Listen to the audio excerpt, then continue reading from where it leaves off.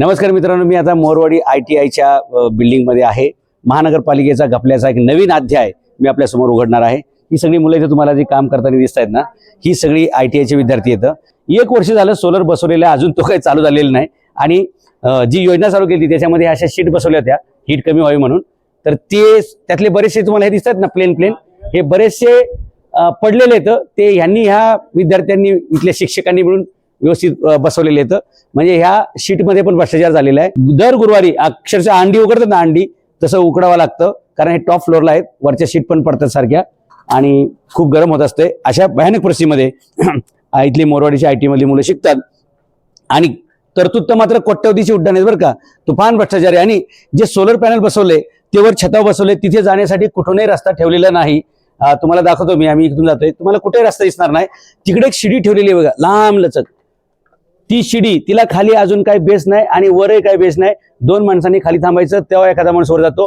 तिकडून चढायचं ना, की बिल्डिंग अशी फिरून मग इकडे वर यायचं, तेव्हा कुठे तुम्हाला सोलर पॅनल पर्यंत पोहोचता येत. आणि जेव्हा ते रिपेअर करायला लोक येतात ना, ते रिपेअर करायला येतात म्हणजे काय, फक्त वर जातात, छत बघतात आणि छत बघितलं की लगेच बिल लावून टाकतात की सोलर पॅनलचं रिपेअरिंग केलं. जे सोलर पॅनल अजून चालूच झालेले नाहीत, म्हणजे 1 वर्षापूर्वी बसवले, आता ते नादुरुस्त व्हायची वेळ आली. कारण 7 दिवसात दर आठवड्याला जर तुम्ही त्याच्यावरची धूळ रस्टिंग जर दुरुस्त केली नाही तर सगळं ते बाद होत असतं.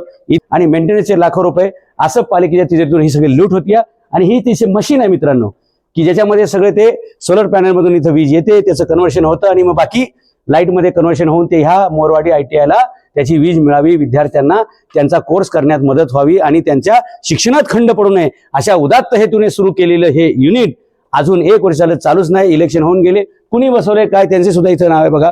ते घेतलेलं आहे, त्या कॅमेऱ्यात तुम्हाला दाखवलेलं आहे. भाग्यश्री एंटरप्राइजेस आहेत, म्हणजे यांना मानलं पाहिजे बरं का, की यांनी हे युनिट इथं आणलंय, बसवलंय, पण ते चालूच नाहीये. कोट्यवधी रुपयाचं युनिट बसवलंय, चालू नाहीये. मेंटेनन्सचं बिल मात्र काढलं जातंय. ज्या मुलांसाठी हे लाईटची व्यवस्था म्हणून केलेलं आहे, ती मुलं बिचारी उकाड्यामध्ये, आता ऑक्टोबर हिट सुरू झालेले मित्रांनो, आणि ज्या मुलांसाठी केलं त्यांचा काहीच फायदा नाही. उलट महापालिकेच्या तिजोरीत करोडो रुपयांचा लॉस आणि मेंटेनन्स आहे बघा. बॉस हे बघा, बसवलेल्या शीट सगळ्या पडलेल्या आहेत. इकडे बघा, इकडे वर पण बघा, हे असं सगळं काम आहे बघा.